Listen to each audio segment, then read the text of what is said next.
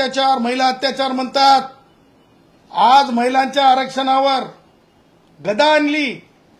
जे त्यांच्या काँग्रेसांच्या वटीत असतात त्यांच्याकडे आज उत्तर आहे का? आणि म्हणून मी तुम्हाला सांगितलं ना की हे हत्यारे आहेत, वैचारिक हत्यारे आहेत.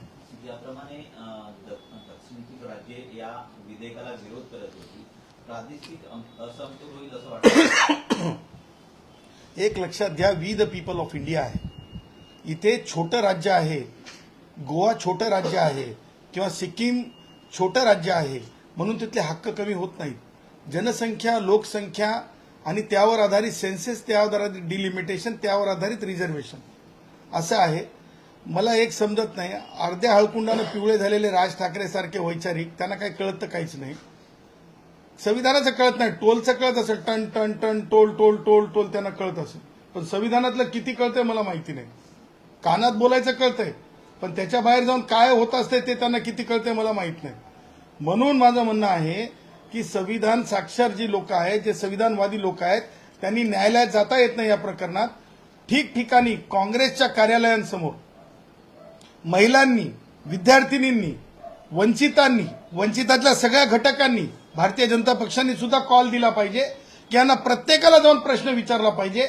आणि विशेष बाब म्हणून पुन्हा एकदा जर हा देश काँग्रेसी, म्हणजे मी जे आपली सगळ्यांची म्हणजे आदर्श जे आहेत, सावित्रीबाई असेल, मा जिजाऊ असेल किंवा मा अहिल्यादेवी होळकर असेल, यांची ही वैचारिक अधिष्ठान आहेत. या अधिष्ठानाच्या विरोधात काँग्रेस आहे का असं काँग्रेसने लिहून द्यावं. काँग्रेसने 33% विरोध का आहे. आणि म्हणून यांना उघडं पडावं, यांचं पितळ उघडं करावं. यासाठी भारतीय जनता पक्षाने आणि जे कोणी रिझर्वेशन, खासदार आमदारच्या जागा वाढवू इच्छितात, अनुसूचित जाती जमातीच्या असतील किंवा महिलांच्या बाबतीतले असतील, त्यांनी रोडवर उतरलं पाहिजे आणि जबाब विचारला. मतदारसंघ पुनर्रचना करून मोदी सरकार देशामध्ये एकाधिकारशाही आणू पाहते असं काँग्रेसचे प्रियंका गांधी. हे कोण बोललाय असं? काँग्रेसचे प्रियंका गांधीचे हेच मत. प्रियंका जी, देखिए ना, आप थोड़ा लोकल गवर्नेंस और लोकल गवर्नमेंट के बारे में थोड़ा देख लीजिए. डायरेक्ट आप किसी से भी कुछ भी बोल दोगे. अरे आपको पता है क्या कि जो भारत के संविधान में संशोधन के बाद जो है रिजर्वेशन आया है, वो रिजर्वेशन आने के बाद आपके दादी जी को थोड़ा याद कर लीजिए, इंदिरा जी को, राहुल जी को थोड़ा याद कर लीजिए, आपके पापा को याद कर लीजिए जी. जरूरी है आपको. उसकी वजह यह है ना कि देखिए, जो लोकल गवर्नमेंट के अंदर जिस तरह से आरक्षण लाया गया अनुसूचित जाति, जनजाति और ओबीसी के लिए, तो हर 5 साल को आपने देखा होगा, आप अभी कारपोरेशन के चुनाव हुए हैं, तो जो है क्षेत्रफल जो होता है, जो ये होता है डिमार्केशन होता है, वो बदलता रहता है. तो उसी तरह से सेंसस के आधार के ऊपर, डिलिमिटेशन के आधार के ऊपर जो है, जो उसका जो दायरा होता है, जो कॉन्स्टिट्यूएंसी का, वो बदलता रहता है. इसका मतलब ये देश विरोधी या संविधान विरोधी नहीं होता. ये तो नेचुरल प्रोसेस है जो संविधान के दायरे में उसे चलाया जाता है. शिवसेना उद्धव भाजप ठाकरे पक्षाच्या माजी खासदार प्रियंका चतुर्वेदी यांनी पाठिंबा दर्शवला. त्यांनी म्हटलंय की हे बिल पास व्हायला हवं होतं. याकडे कसं पाहता? देखिए, कौन से कॉन्टेक्स्ट में, क्या नाम है उनका, प्रियंका जी. हाँ, देखिए, हाँ, तो कौन से कॉन्टेक्स्ट में उन्होंने बोला है ये तो मुझे पता नहीं है, लेकिन अगर से उनकी जो क्या कहते हैं उसे, अंतर्मन से अगर से उन्होंने बोला है, सच्ची सोच से बोला है, तो एक बड़ी उपलब्धि है कि इस तरह का जवाब भी दे रहे हैं.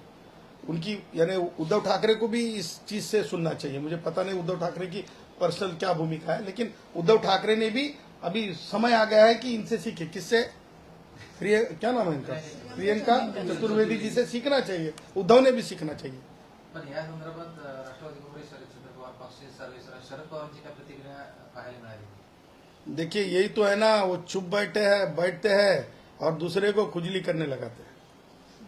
उन्होंने क्या कम खुजली की होगी क्या? शांति से थोड़ी बैठे होंगे. उनकी आदत है खुजली करवाना. हाँ, अरे भैया, भारत का संविधान सबसे श्रेष्ठ है. ऐसे कई शरद पवार आएंगे जाएंगे. भारत का संविधान फिर से नारी के सम्मान में ये बिल आएगा. भारत का संविधान की शक्ति से जो है पुरजोर 33% आरक्षण आएगा। इस बारे में हमें खातरी है, क्योंकि आज देश के अंदर जो लहर है, आज देश के अंदर जो सोच है, जो बैरिस्टर एम के गांधी जी की नहीं है, बैरिस्टर एम के गांधी जी की नहीं है। और मैं कभी भी बैरिस्टर एम के गांधी जी को महात्मा नहीं बोलता हूं, क्योंकि भारत के संविधान में बैरिस्टर एम के गांधी जी को किसी भी पार्ट में उन्हें महात्मा कहा नहीं गया है, तो मैं नहीं महात्मा कहूंगा। महिलांच्या आरक्षणाचा आणि हिताचा जर एवढा भारतीय जनता पार्टी विचार करते, तर हाथरस आणि उत्तरांचल प्रदेशामध्ये ज्या ज्या महिलांवरती अत्याचार झाला, तो भारतीय जनता पार्टी काय करत होती असं एका घटनेत? देखिए, प्रियंका जी की सोच बहुत छोटी है। प्रियंका जी आप ना देखो, पॉलिसी को व्यक्तिगत केस से जोड़ रही है। पॉलिसी का मतलब क्या होता है? पार्लियामेंट्रियन। पार्लियामेंट में महिलाओं की संख्या बढ़ेगी तो कानून सख्त लाएंगे और सख्त लाएंगे, और पॉलिसी के अंदर अगर से SC ST का ये बढ़ेगा, स्ट्रेंथ बढ़ेगा, तो और कानून सख्त आएंगे। प्रियंका जी तो ऐसा है ना, बात चल रही है आसमान की, वो कह रही है पाताल की। उनको समझ में नहीं आ रहा है आसमान क्या है और पाताल क्या है। मैं ये नहीं कहूंगा प्रियंका जी का मान रखते हुए मैं इतना ही कहूंगा कि प्रियंका जी आप थोड़ा की नहीं, चिंतन का जरूरत है। विरोधी पक्षनेते राहुल गांधी काल जादूगरच्या संदर्भात काहीतरी बोलत होते, कसा सांगतो? देखिए, हम ये कहेंगे यार, वो ऐसा होता है ना मेडिकल साइंस के अंदर, तुम इंजीनियरिंग की बातें रख रहे हो, उसी तरह से है ना संसद के अंदर टाइम करते हुए हम बालिश सोच तो नहीं कहेंगे, लेकिन हम कहेंगे कि राहुल में का हुल्लड़पना अभी भी गया नहीं है। राहुल का हुल्लड़पना अभी भी गया नहीं है। शेवटचा प्रश्न आहे, सदर महाराष्ट्रामध्ये ज्याप्रमाणे भोंदू अशोक प्रकरण सुरू आहे, तुम्ही कसं बघता या प्रकरणाकडे? कारण की तुमची प्रतिक्रिया आहे. नाही यार, मेरी प्रतिक्रिया आई आहे। मी सांगितलेलं आहे की त्या बाबाला जो भोंदू बाबा म्हणून स्वतःला घेतो, त्याला फाशी झाली पाहिजे। मी सांगितलेलं आहे, माझी भूमिका आहे। आणि त्याचबरोबर माननीय मुख्यमंत्री महोदयांनी सुद्धा, देवेंद्रजींनी सुद्धा स्पष्टपणे लक्षात घ्या, SIT नेमलेली आहे, SIT चांगलं काम करते, गोष्टी बाहेर पडत आहेत। आणखीन अधिक मला असं वाटतंय त्या प्रकरणामध्ये न्यायप्रविष्ट असल्यामुळे जास्त हस्तक्षेप करता येत नाही। TCS कंपनीमध्ये धर्मांतराचा जो प्रकार समोर आला आहे, तो ते म्हणजे राज्यभरात असू शकतो असं देखील शंका वर्तवली जाऊ राहिली। बघा, तुम्हाला सांगतो, मी आणि डॉक्टर जयश्री पाटीलच्या आमच्या आयुष्यामधला एक अनुभव आहे की गरीब मुलांना किंवा अबोध बालकांना, म्हणजे मला वाटतं एक 25-30 वर्षाच्या अगोदरची गोष्ट आहे, त्या उमरखेडपासून पुसदकडे जाणारा रस्ता होता, तिथे आम्ही अगोदर विचारलं की अरे इथं कोण शिकतात, तो बोले गरीब के बच्चे आते हैं, म्हणजे सगळ्या जातात। परंतु एकदा काय झालं की मी आणि जयश्री पाटील जात असताना आम्ही जस्ट थांबलो आणि आम्ही असं केलं, माझ्या डोक्यावर साधी नॉर्मल कॅप असते ना, ती उलटी कॅप होती, म्हणजे उन्हाची कॅप बरेच वेळेस आपण पाहतो इकडच्या बाजूनं करतो, थोडं फॅशन म्हणून उलटी होती। तिकडनं ज्या प्रकारे आवाज आला, तुम्हाला सांगतो, नुसतं धर्मांतर नाही तर ब्रेन वॉशिंग सुद्धा आहे। आणि ब्रेन वॉशिंग मधून धर्मांतर, अचानक लहान अबोध लेकरं, त्यांना वाटलं की, म्हणजे त्यांना माहित नसेल की कोण येणार आहे किंवा कोण येणार आहे असं माहित असेल, तो ते धाडकन पाकिस्तानचा जय जयकार करायला लागले। हे मी तुम्हाला, मी आणि जयश्री पाटील, त्यावेळेस आमचं लग्न झालेलं नव्हतं, टाका भिड़े वाला था भाई, और हम दोनों साथ में जा रहे थे जयश्री जी को छोड़ने के लिए। अरे नारे दे दो, दे नाच होते तू नाच रहे थे, वो जब हमारा येलो वी था, अभी हम पती पत्नी। हाँ, तर ते मी बघितलं, त्याच्यामुळे ब्रेन वॉशिंग त्याच्यातला खूप मोठा पार्ट आहे आणि मला असं वाटतं ते अत्यंत घातक आणि धोकादायक आहे। आणि आपण विषयच काढला म्हणून सांगतो की ती काय मोनालिसा नावाचं जे प्रकरण आहे, त्या प्रकरणामध्ये मी विनंती करेल सरकारला की लवकरात लवकर जे केरळ हायकोर्टने जे निकाल दिलेला आहे, बेल दिलेली आहे, ती बेल चॅलेंज केली पाहिजे आणि सुप्रीम कोर्टामध्ये तशा व्यक्तीला जी आहे अटक झाली पाहिजे।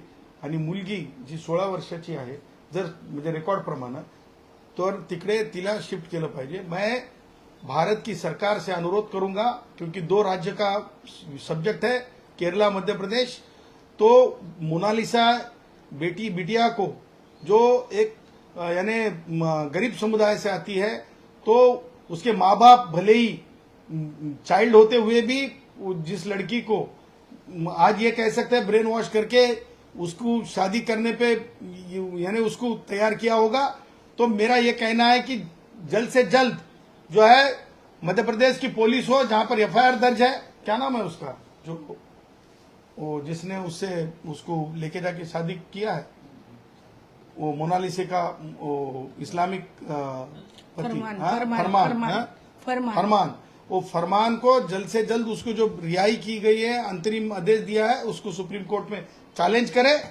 और डुप्लीकेट जाली लगता है और ऐसे ब्रेन वॉशर्स को जो है सख्त से सख्त कार्रवाई हो और उसे अरेस्ट हो. या संदर्भात महाराष्ट्र सरकार कायदा आणणार आहे, येणार पण आहे त्या संदर्भात. तुम्हाला वाटतं खरं कसं असा प्रकार कडक कायदा मुळात या प्रकरणामध्ये म्हणणं असं आहे की कॉर्पोरेट लव्ह जिहाद याला म्हटलं गेलेलं आहे. शिक्षित आहेत, सुशिक्षित आहेत, ब्रेन वॉशिंग झालंय, धर्मांतरण झालंय, अशी अनेक प्रकरणं आहेत. मी तुम्हाला सांगू का की कॉर्पोरेट जिहाद आहे, त्याच्या अगोदरची सुरुवात आहे ती व्हॉट्सअप जिहादपासून आहे. कॉर्पोरेट जिहाद सेकंड टर्म आहे, व्हॉट्सअप जिहाद फर्स्ट टर्म आहे.